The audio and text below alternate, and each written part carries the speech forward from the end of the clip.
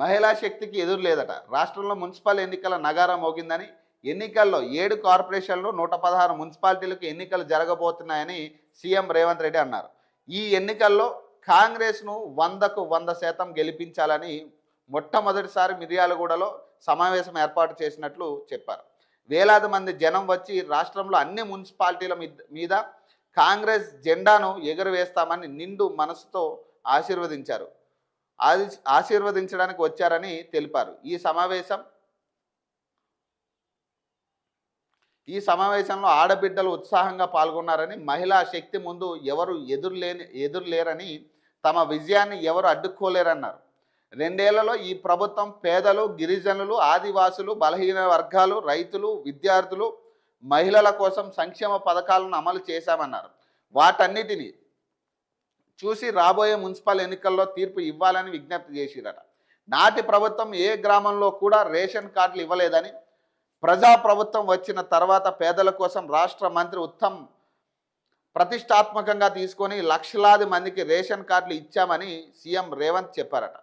3,17,00,000 మందికి సన్నబియ్యం అందిస్తున్నామని చెప్పారట. పేదల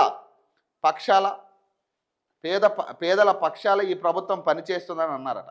నాడు రేషన్ షాపుల్లో ఇచ్చే దొడ్డు బియ్యం మిర్లలకు అమ్ముకునేందుకు, లేదంటే పశువులకు దానా పెట్టేందుకు పనికొచ్చిందని, వాటితో ఎన్నడూ వండుకుని తిన్నది లేదన్నారు. సన్నబియ్యం వచ్చిన వారందరికీ కాంగ్రెస్ పార్టీకి ఓటు వేయాలని కోరారు. అలాగే ప్రతి ఇంటికి 200 యూనిట్లు ఉచిత విద్యుత్ ఇస్తున్నామని, వ్యవసాయానికి 24 గంటల ఉచిత కరెంట్ ఇస్తున్నామని చెప్పారట. నిజంగా మీరు ఇచ్చుండుంటే ఆ లిస్ట్ చెప్పాల్సింది. ఇప్పుడు పేదలకి ఏం కొత్త పథకాలు తీసుకొచ్చారు, ఏం పథకాలు అమలు చేస్తున్నారో, ఎంతవరకు అమలైనాయి, గిరిజనుల విషయంలో కావచ్చు, ఆదివాసుల విషయంలో కావచ్చు, బలహీన వర్గాల రైతులు, విద్యార్థులు, మహిళల కోసం సంక్షేమ పథకాలు ఏం తెచ్చిర్రు అనేది మీరు క్లియర్గా ఒక టేబుల్ వేయాల్సింది.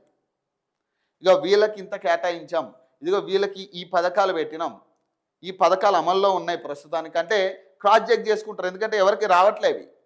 ఇప్పుడు మీరు చెప్తున్న ఏ పథకాలు కూడా ప్రజలకు అందట్లే.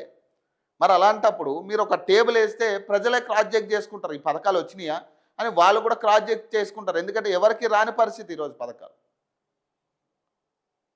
ఏ పథకం కూడా ఎవరికి అమలు కావట్లేదు.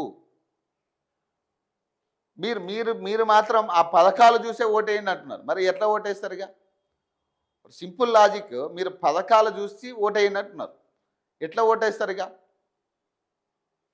ఇప్పుడు ఇక్కడ ఇంకొకటి రేషన్ కార్డులు అనే అంశం, సన్నబియ్యం అంశం ఇక వదిలేసేయండి మీరు. ఇప్పుడు దీంట్లో కేంద్ర ప్రభుత్వ వాటా కూడా ఉంటుంది కాబట్టి దీన్ని వదిలేసేయండి. మీరు రాష్ట్రంలో మీరు వచ్చిన దగ్గర నుంచి మీరు చేసింది ఏంది? రైతుల యూరియా విషయాల్లో ఏం చేశారు? రైతు బంధు విషయంలో ఎంత న్యాయం చేశారు? రుణమాఫీ విషయంలో ఏం చేశారు? ఇవన్నీ కూడా చెప్పగలగాలి మీరు. ఇప్పుడు అదే నల్గొండలో రైతులు ఇబ్బందులు పడుతున్నారు, అది తెలీదా? ఈ చౌటుప్పల్ ఏరియాలో మొత్తం దాదాపు 7 ఎకరాలు ఉంటే 7 ఎకరాలు పోతుంది రైతులకి. 7 ఎకరాలు మీరే తీసుకుంటారు త్రిబుల్ ఆర్ పేరు మీద. కనీసం గిట్టుబాటు ధర ఇచ్చే పరిస్థితి లేదు ఆ ల్యాండ్కి కూడా. మీరు ఇచ్చే పైసలతో ఇంకొక చోట ల్యాండ్ కూడా రాని పరిస్థితి. 7 ఎకరాలు మీరు తీసుకుంటే ఎకరం కూడా కొనుక్కోలేని పరిస్థితి. అంత పైసలు మీరు ఇస్తున్నారు వాళ్ళకి నష్టపరిహారం కింద. మరి ఏం చక్కదనం ఉంది ఇందులో? మరి వీటి గురించి కూడా మాట్లాడాల్సి ఉండే. మీరు నల్గొండకు పోయారు కదా. ఇప్పుడు అలాగే 25,35,000 మంది రైతులకు 21,000 ఎప్పుడు పడతాయి ఇవి? 21,000 కోట్లను రైతు రుణమాఫీ చేశామని రేవంత్ చెప్పారట. రైతుల అప్పుల నుంచి విముక్తి కల్పించామన్నారట.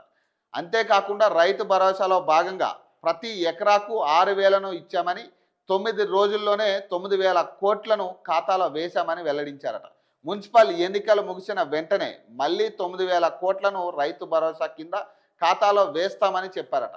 2 ఏళ్లలో వ్యవసాయ రైతుల కోసం 1,10,000 కోట్లను ఖర్చు చేశామని తెలిపారట. దేశంలోనే అత్యధికంగా ఖర్చు పెట్టిన రాష్ట్రం మనదని అన్నారు. రైతు సంక్షేమం కోసం పథకాలను అమలు చేస్తున్నామని తెలిపారు. అధికారంలోకి రాగానే ఆర్టీసీ బస్సుల్లో ఉచిత ప్రయాణం కల్పించామన్నారు. ఆర్టీసీలో టికెట్ లేకుండా ప్రయాణం చేసిన మహిళలంతా కాంగ్రెస్కు ఓటు వేస్తే బీజేపీ బీఆర్ఎస్ పార్టీలకు డిపాజిట్లు సైతం రావని అన్నారు. గతంలో బీఆర్ఎస్లో ఉన్నోళ్ళకే పథకాలు ఇచ్చారని, కానీ తాము బీఆర్ఎస్ నేతలకు సైతం అన్ని పథకాలు అందిస్తున్నామని అన్నారట. ఇక్కడ నిర్మిస్తున్న యంగ్ ఇండియా స్కూల్లో కాంగ్రెస్ వాళ్ళ పిల్లలే కాకుండా బీఆర్ఎస్ నేతల పిల్లలు సైతం చదువుకుంటున్నారని అన్నారట. నాడు వైఎస్ఆర్ ఉన్నప్పుడు 25 లక్షల ఇంద్రమ్మ ఇల్లు కట్టించామని, కేసీఆర్ డబుల్ బెడ్రూమ్లు ఇస్తామని చెప్పి మోసం చేశారని సీఎం రేవంత్ అన్నారు. ఊరించి ఆయన 1000 ఎకరాల్లో ఫామ్ హౌస్ కట్టుకున్నారని, పంజాగుట్ట చౌరస్తాలో 10 ఎకరాల్లో 2000 కోట్లతో గడి నిర్మించారని, కానీ ఎవరికైనా డబుల్ బెడ్రూమ్లు ఇచ్చారా అని ప్రశ్నించారట. ఏటా 2 లక్షల ఇల్లు కట్టినా 10 ఏళ్లలో 20 లక్షల ఇల్లు నిర్మించే అవకాశం ఉండేదన్నారు. కాంగ్రెస్ అధికారంలోకి వచ్చిన వెంటనే నియోజకవర్గానికి 3500 ఇళ్లను మంజూరు చేశామన్నారు. ప్రతి వారం ఖాతాలో నగదు జమ అవుతుందని తెలిపారు. దళారులు లేరని, దగా లేదని, పేదలకు ఇండ్లు ఇచ్చి 5 లక్షలను ఉచితంగా ఇస్తున్నామని చెప్పారట.